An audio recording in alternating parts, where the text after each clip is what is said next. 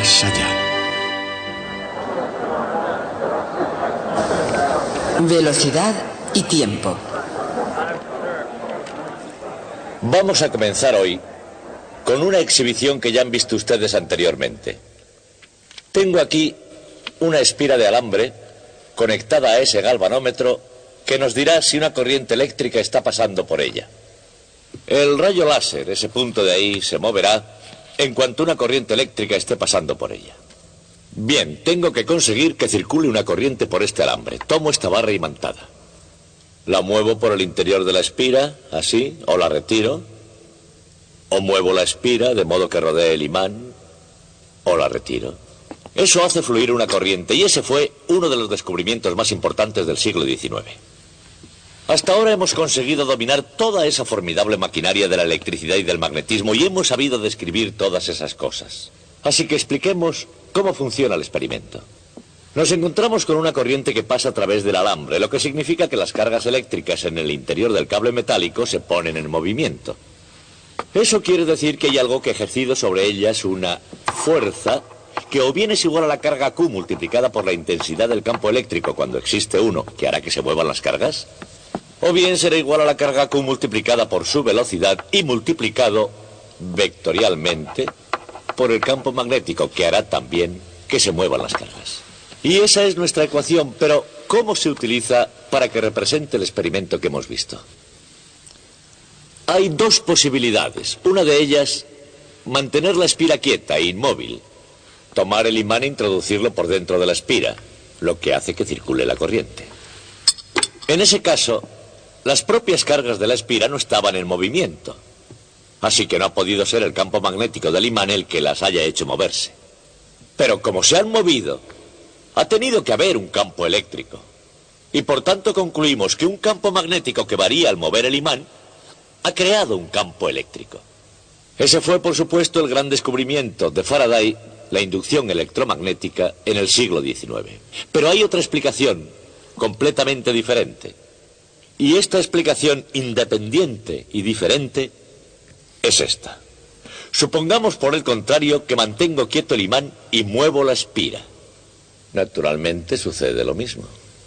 Aunque en este caso el imán no se ha movido y no hay verificación en el campo magnético. Pero entonces, las cargas en la espira se mueven porque yo las estoy moviendo. Esas cargas tienen la velocidad v, que multiplicada vectorialmente por el campo magnético de la barra imantada, nos da una fuerza que hace que circule la corriente. Y eso explica sin duda con toda perfección el experimento que acabamos de ver. O sea que esos dos fenómenos diferentes, es decir, la espira quieta y el imán en movimiento, y el imán quieto y la espira en movimiento, son en realidad dos fenómenos distintos y totalmente independientes que tienen explicaciones completamente diferentes. Cuando Albert Einstein vio eso, dijo: muchachos, ustedes deben estar bromeando, hasta un niño sabe que esas dos cosas son lo mismo. Así que fue este pequeño y simple experimento el punto de partida de la teoría de la relatividad. No el experimento Michelson-Morley, ni ningún otro hecho para detectar el movimiento de la Tierra a través del éter, sino este sencillo y pequeño fenómeno que desde luego todo el mundo conocía, pero que a nadie había preocupado, excepto a Albert Einstein. Lo que preocupaba a Einstein no era que tuviésemos dificultades a la hora de explicar esos fenómenos. Esta ecuación los explica perfectamente en cualquier caso. Lo que verdaderamente preocupaba a Albert Einstein era la falta de perfección interior de la teoría. Y en respuesta a eso lo que hizo fue elaborar una nueva teoría, la especial de la relatividad, que tenía justamente esa clase de perfección interior. Y esa teoría será el centro de nuestro estudio de hoy.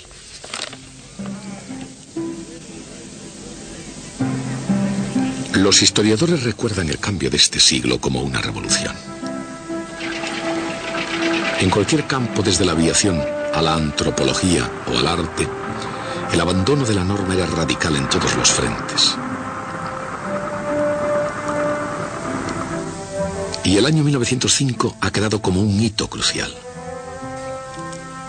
Es el año en que Albert Einstein invitó al mundo a continuar por la senda correcta, a pensar por un momento lo que realmente es un momento.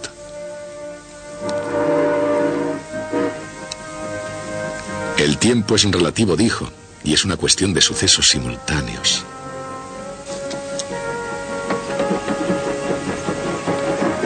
Y en la relatividad de Einstein, que es una realidad independiente de cómo se la mire, la simultaneidad es cuestión de opiniones.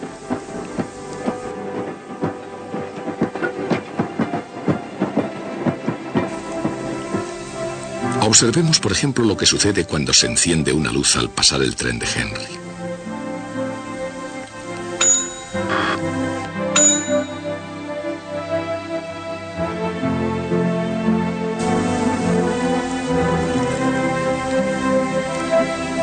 La luz alcanza la parte de delante y la parte de atrás del tren al mismo tiempo. Al menos, así es como lo ve Henry. Pero vamos a considerarlo desde el punto de vista de un observador en el exterior. Para Albert, que está quieto en la hierba, la parte de atrás del tren va a encontrarse con la luz y la parte de delante tiende a alejarse de ella.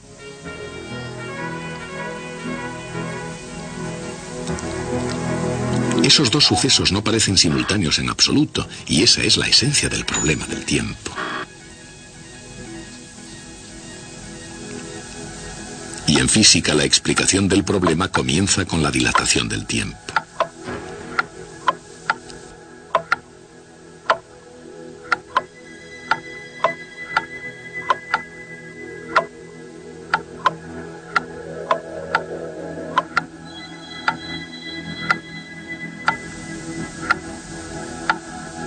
Dada la constancia de la velocidad de la luz, no hay duda de que un simple reloj de rayos de luz en movimiento se atrasa según el factor gamma.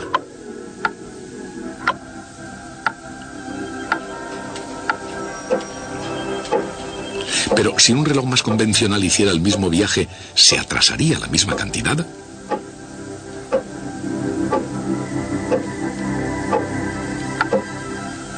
La respuesta va a estar hecha a tiempo, porque si solo se retrasara el reloj de rayos de luz, se podrían comparar sus tiempos, y entonces si sus tiempos coinciden, ambos estarían en reposo.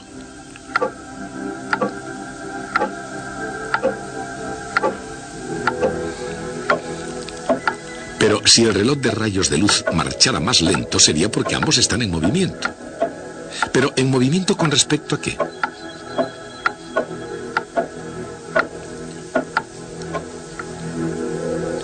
La premisa básica de la teoría de la relatividad es que no puede haber ni movimiento absoluto ni reposo absoluto. Y si no existen esas condiciones, no puede haber ningún experimento que las detecte. Así que, si la teoría de la relatividad es correcta, todos los relojes del universo deben comportarse exactamente igual que un reloj de rayos de luz. Y eso no es precisamente un descubrimiento sobre los relojes.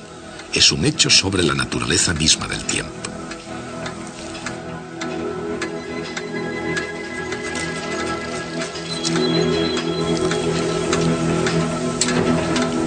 La dilatación del tiempo sitúa la relación entre el tiempo y el espacio bajo una luz completamente nueva. Y eso es exactamente lo que estaba sucediendo en el arte y en la literatura en los primeros años de este siglo. En el arte, como en la ciencia, la idea de tiempo y espacio fue mucho más que una moda pasajera.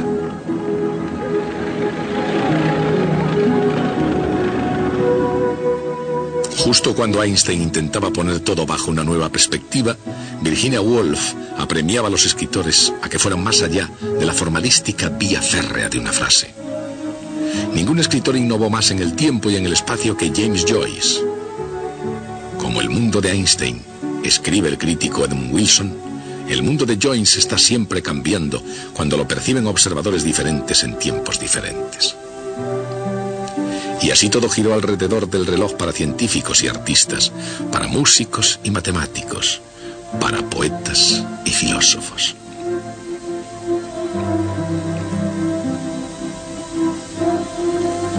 Y la teoría de la relatividad de Einstein llegó al menos tan lejos como cualquier imaginación creadora.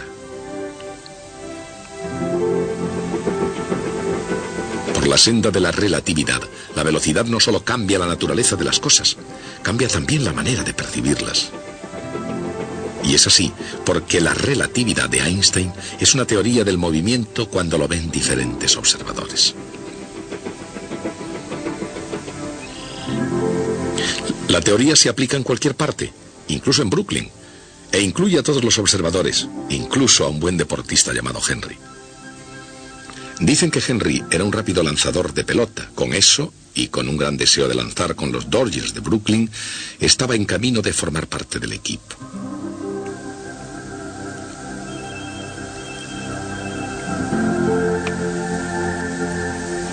Algunos dicen que Henry podía hacer volar una pelota de béisbol casi a la velocidad de la luz.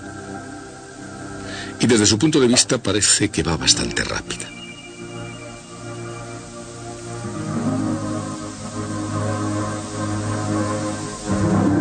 Pero desde donde está su amigo Albert, parece ir incluso más rápida.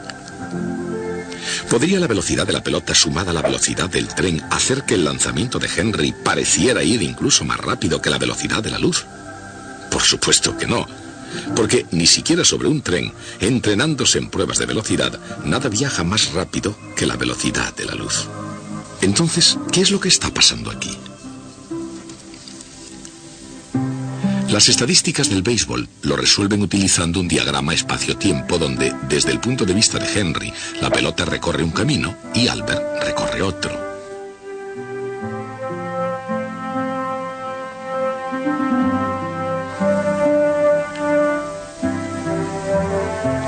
Y como la distancia es un eje y el tiempo es el otro, la velocidad, v', se puede ver en la pendiente de cada camino exactamente igual que la velocidad de la luz se obtiene en la pendiente de su trayectoria.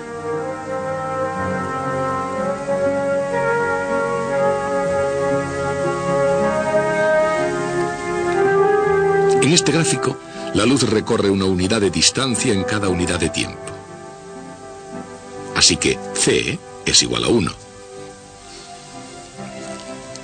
Al mismo tiempo, el tiro de Henry tiene una velocidad u sub x' de 0,6.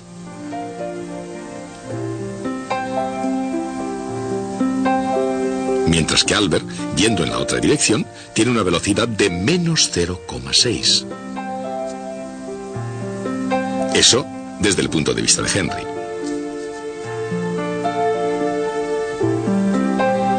Por otra parte, tal como ve las cosas Albert, la velocidad de la luz continúa siendo la misma, pero todas las demás velocidades se transforman, porque todas las pendientes se miden respecto a ejes oblicuos.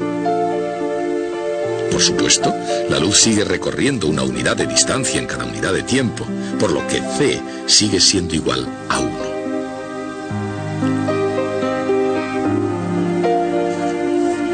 Pero ahora Henry se está moviendo hacia adelante a una velocidad de v igual a 0,6. Y la velocidad de la pelota, u sub x, es 0,88. En la extraña aritmética de la relatividad, independientemente de cómo se mide, cuando se suman dos velocidades, el resultado es una velocidad menor que la de la luz.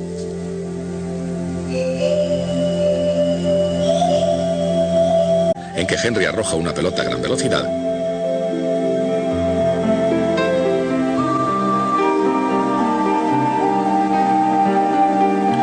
él puede siempre arrojar un poco de luz sobre el tema y estar seguro de que esa luz llegará allí primero. Incluso a lo largo de la dirección del movimiento relativo, las componentes de velocidad nunca suman una velocidad mayor que la de la luz.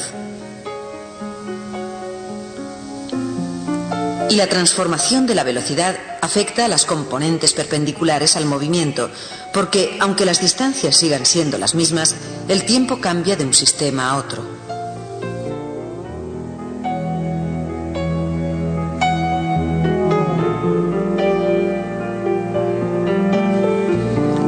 Una teoría, incluso tan bella como la de Einstein, necesita ponerse a prueba, y hay una prueba de la relatividad en un fenómeno llamado la desintegración de los mesones mu.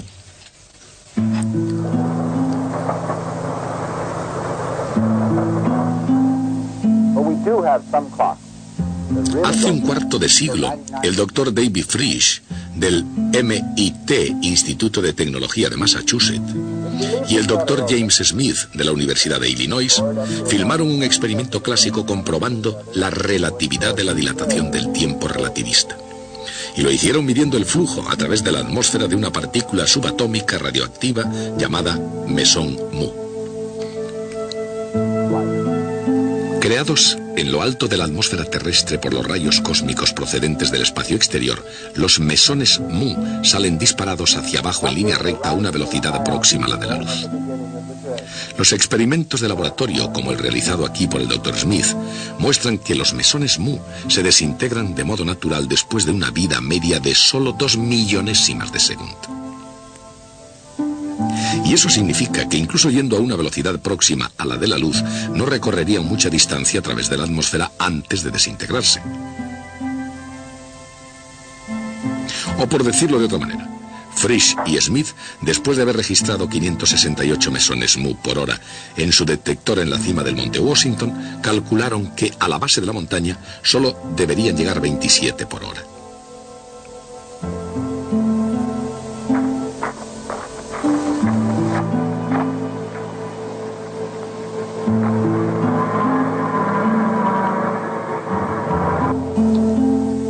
Pero cuando llevaron sus equipos más abajo, al nivel del mar, registraron en su detector casi tantos mesones mu como habían registrado en la cima del monte, 412 por hora.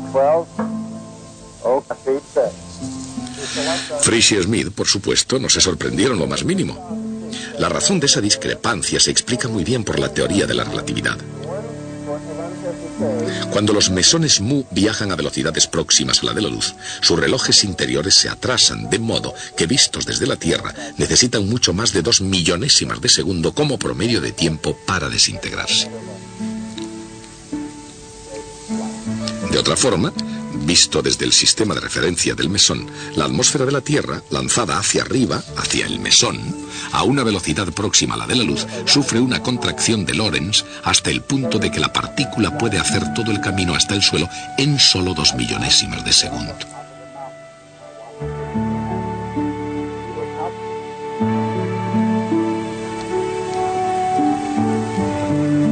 Un conjunto de gemelos nacidos prácticamente al mismo tiempo y en el mismo espacio se parecen mucho superficialmente. Y sin embargo, en su interior pueden resultar tan diferentes como el día y la noche.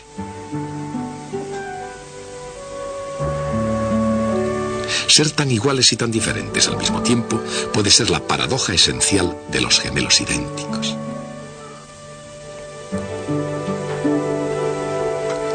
Pero en física, la paradoja de los gemelos evoca otra imagen. Y comienza con un hecho extraordinario sobre los relojes, lo mismo que la teoría de Einstein.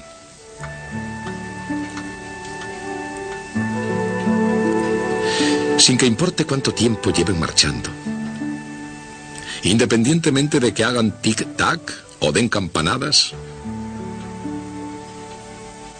o hagan cu-cu, todos los relojes obedecen las reglas de la relatividad. Naturalmente, esas reglas también se aplican al reloj humano. Un dispositivo de cronómetro llamado metabolismo empieza a funcionar incluso antes del momento del nacimiento y sigue funcionando hasta el final de una forma que, en general, se puede predecir. Pero, ¿qué ocurriría si el reloj humano se moviera a una velocidad próxima a la de la luz? Para saberlo, consideremos estos dos gemelos idénticos, Albert y Henry. Justo desde el comienzo, sus relojes biológicos empiezan a funcionar perfectamente sincronizados. Bastante pronto, sin embargo, los planes mejor trazados por su padre y su madre se vienen abajo.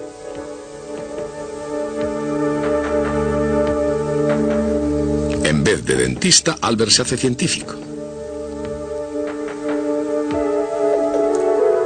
Henry elige lo que queda de los inmensos espacios libres, el propio espacio.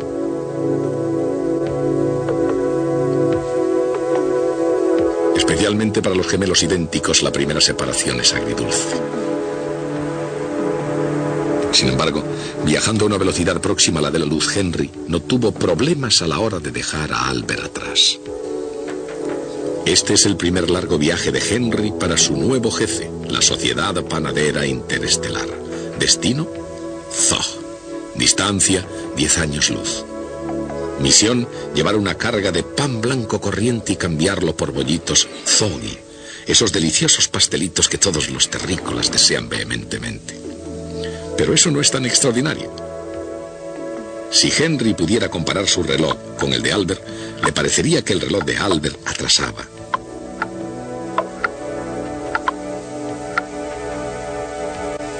Y si Albert pudiera comparar su reloj con el de Henry, encontraría que el de Henry atrasaba. Y eso representa una paradoja. ¿Cómo puede cada uno de los dos relojes funcionar más lento que el otro? Afortunadamente, en la teoría de la relatividad no hay problema en absoluto. Por una parte, no habrá problema mientras los dos estén separados. Pero, ¿qué sucederá cuando no estén separados? Digamos, cuando se junten para celebrar una reunión familiar.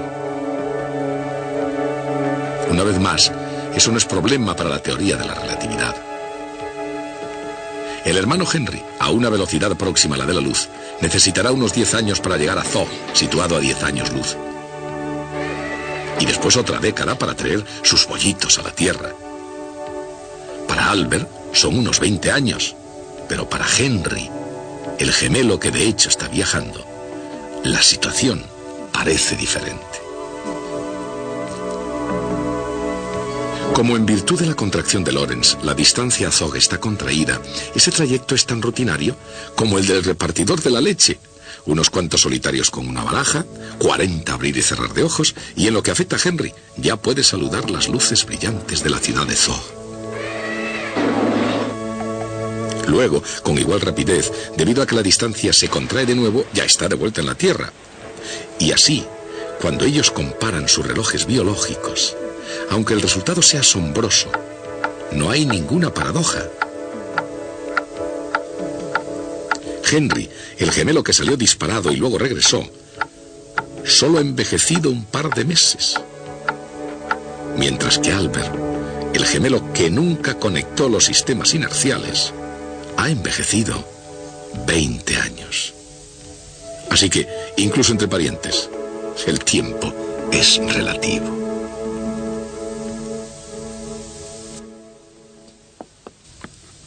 Traten de imaginar, si pueden, un universo totalmente vacío. Un universo sin nada en él, absolutamente nada. En un universo así de verdad, no tendría sentido hablar de tiempo o de espacio. Los propios conceptos nada significarían. Si hubiese un único objeto en el universo, seguiría siendo igual. El tiempo y el espacio no tendrían ningún sentido. Si hubiese dos objetos, ya se podría decir de ellos que están cerca el uno del otro o lejos el uno del otro. Y en ese caso se estaría hablando del correr del tiempo y de las distancias. Y en el caso de haber muchos objetos en ese universo, es posible imaginar que se utilizaran algunos de ellos para construir un aparato que pudiera medir el paso del tiempo o medir la distancia entre objetos. Pero en ese universo seguiría sin tener sentido decir que uno de esos objetos está en reposo y todos los demás en movimiento. En un universo así, la ley más simple del movimiento que cabría imaginarse sería decir cada uno de los cuerpos continúa en cualquier estado de movimiento que tenga hasta que algo se interfiera. Y precisamente esa es la ley de inercia.